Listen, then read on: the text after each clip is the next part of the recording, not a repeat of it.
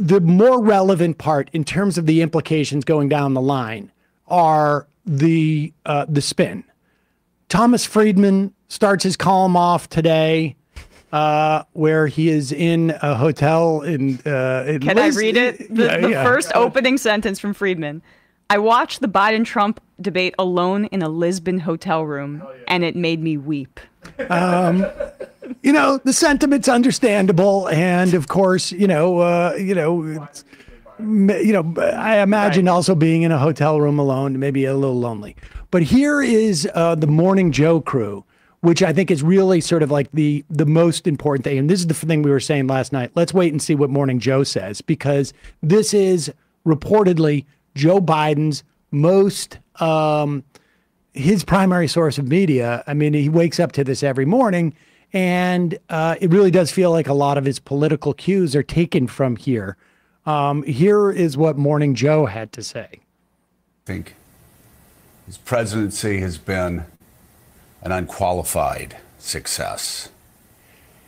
If, however, you believe, as do I, and as do so many people who watch this program and who fear just how dark of a place a second Donald Trump term will take America, then I think it's critical that we ask the same questions about this man I love, respect, and whose public service in saving this country from Donald Trump over the last 3.5 years I honor and always will. I think we have to ask the same questions of him that we have asked of Donald Trump since 2016, and that is, if he were CEO and he turned in a performance like that, would any corporation in America, any Fortune 500 corporation in America, Tesla would give them him on as billions CEO? of dollars, but If this were Donald Trump, okay, I can't get through this. I honestly can't get through it because I just like, this is like, this is the breakup line, right? This is him like saying, like, we've had a great relationship. Yes. And I need to be with someone who could be the CEO of a Fortune 500 company. Okay. Yeah, but so here is really the question that everybody has now, and you addressed this today, at least, or I saw on Blue Sky, some response to this.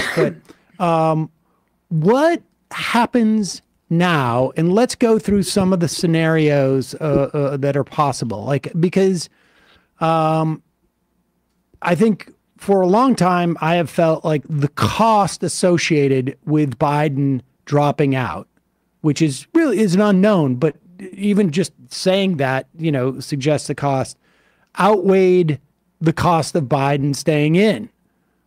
Now it has feels to be like a slightly different calculus, although we don't know how normal people viewed this debate yet. But what's your sense? Yeah. My sense is that calls for Biden to drop out are understandable, but I don't think they're weighing the downside risk enough. I think what people have in their mind's eye is, we can get to the convention, and at the convention we can, Gretchen Whitmer or Josh Shapiro or Wes Moore or J.B. Pritzker, Jared Polis, they're all like all the best people are going to vie for the nomination. Biden will let his pledged delegates go. Harris will be in the mat. Everyone will vie for the nomination, and then out of this, we'll get this like strong nominee, and we can coalesce the party behind that nominee and go into the fall. And if you could guarantee that is what's going to happen, then yeah, Biden should step down. But there's a lot of downside risk that I'm not sure people are taking seriously enough. And I can kind of like go down the list. Like the first thing is there's this assumption that it's not going to be Kamala Harris. And I won't get into I think the weirdness of that assumption that Harris obviously could not be the nominee.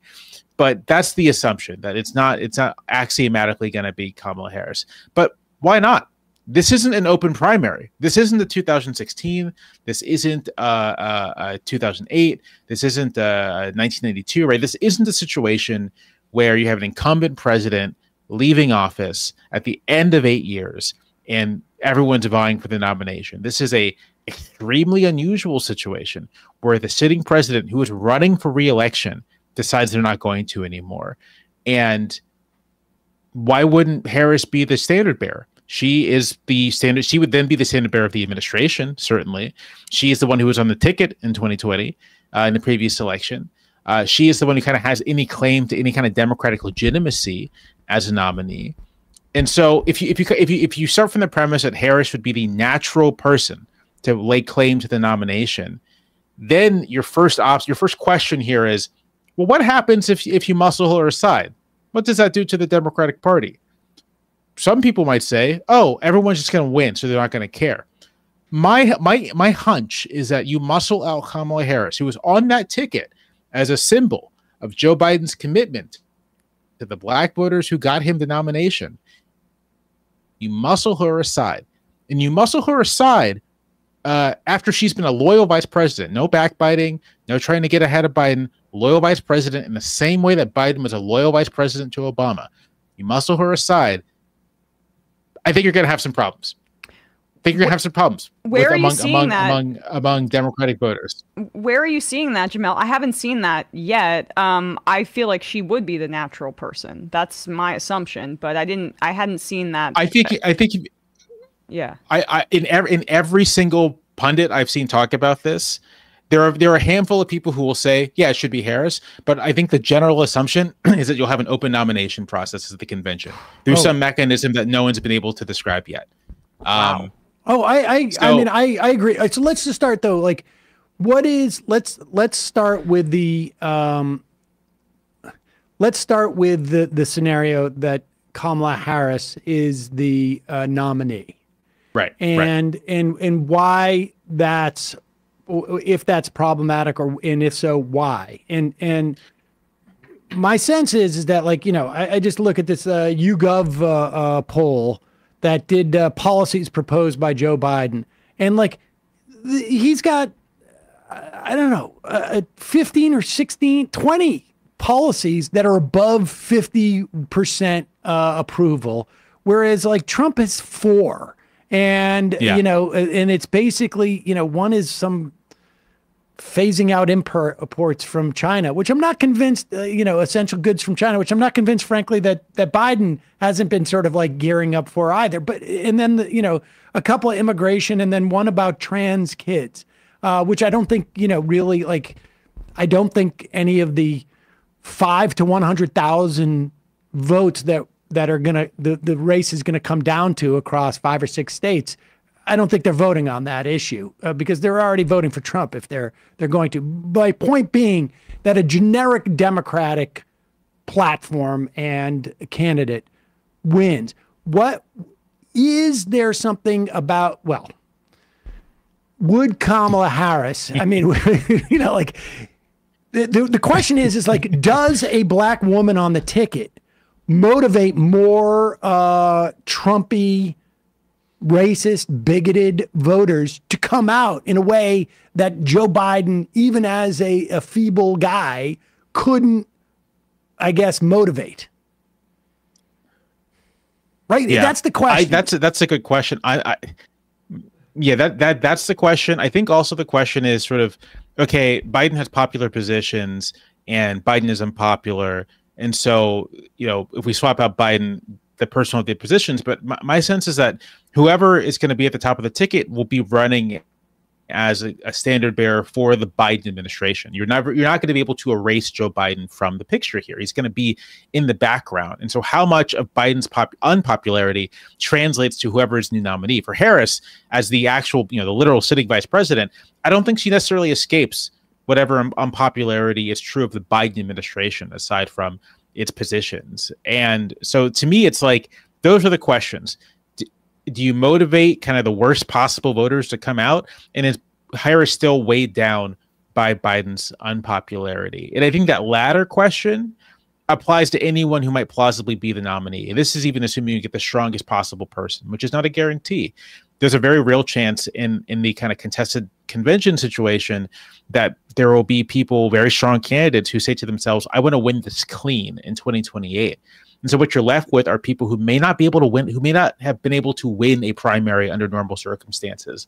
And they get the nomination. And so they're not necessarily the strongest person you have gotten. So it's like, I don't know, it's possible grass might be greener on the other side. Right. Might not be. And I think the difficult thing for Democrats right now is that, like, there's no clear answer here. There is a lot of panic. There's a lot of consternation. But right now, it does not feel like there's any sort of, like, you know, actual serious assessment of what is the risk here of either path, of sticking with Biden or trying to find someone else. And until I see, like, you know, high-level Democrats, like, actually grappling with that and not just sort of like having a fit, I'm like kind of skeptical. Because do you think they are? You know, I mean, what do you think is happening? Like, in devil, you know. I mean, you know, like, I've gotten a million texts over the past 12 hours. Are they going to, get rid of Biden? And I'm like, all I write back is like, who's the they? Like, who is the they? You know, in this instance, I mean, this is donors. Donors maybe like, apparently he has this big fundraiser in the Hamptons over the weekend.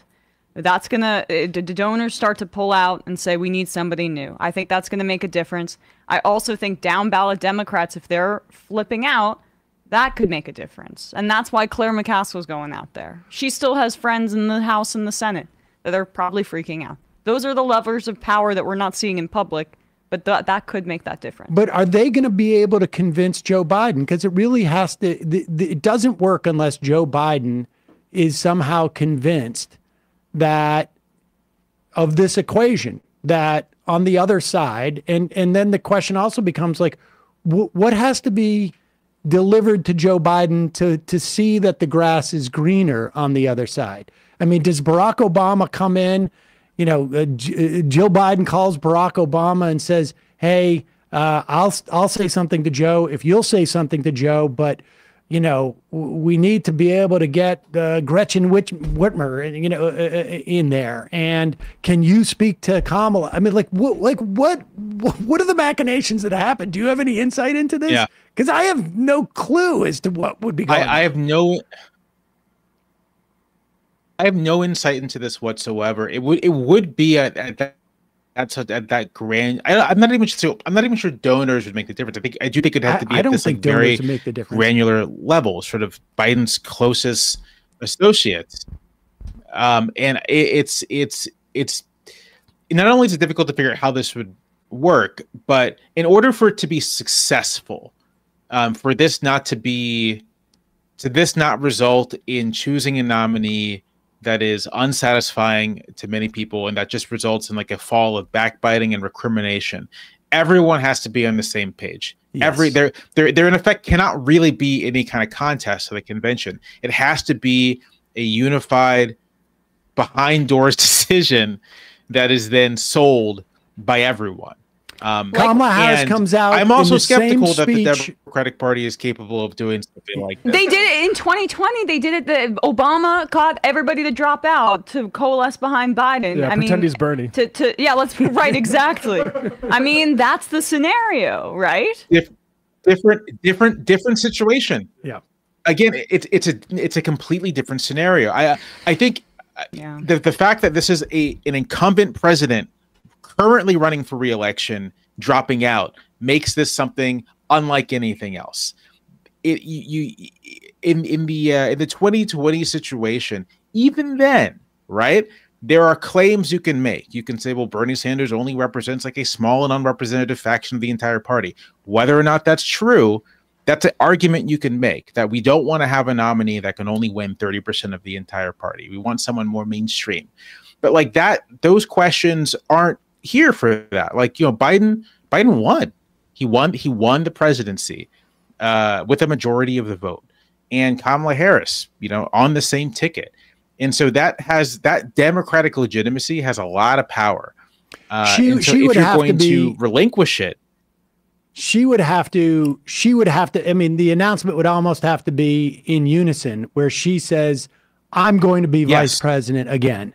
And then the person coming in would have to say something to the effect of like, I'm only going to do one term. I mean, none of this stuff, it's all fantasy stuff. Right. It's all, no politician will have to say that.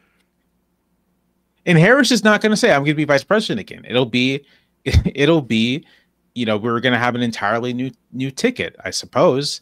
The other thing here is, okay, Biden decides he's not going to run again. So then it's sort of like, I'm not capable of running for re-election in this state. Well, can you be president? Why shouldn't you resign the presidency too?